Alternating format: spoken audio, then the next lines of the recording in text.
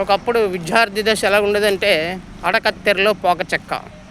అంటే ఇదెందుకు అంటున్నానంటే, ఉపాధ్యాయుడు ఇచ్చినటువంటి వర్కులు కానీ అప్పచెప్పమని ఏమైనా ఇచ్చినా అవి చేయకపోతే స్కూల్కి వెళ్ళినప్పుడు ఉపాధ్యాయుడు కొట్టేవారు.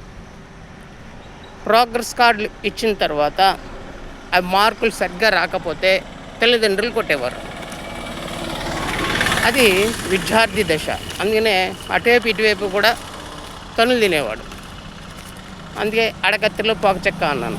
ఇప్పుడు అంత సీన్ రివర్స్. విద్యార్థిని ఏవైనా ఉపాధ్యాయుడు అడకత్తెరలో పోక చెక్కలాగా ఉన్నాడు. విద్యార్థిని ఏదైనా ఉపాధ్యాయుడు మందలించిన తల్లి వచ్చి ఈయనకి లెఫ్ట్ అండ్ రైట్ ఇచ్చేస్తున్నారు. మార్కులు తక్కువైతే గవర్నమెంట్ లెఫ్ట్ అండ్ రైట్ ఇచ్చేస్తుంది. అంటే ఉపాధ్యాయుడు ఇప్పుడు అడకత్తెరలో పోక చెక్కలాగా ఉన్నాడు.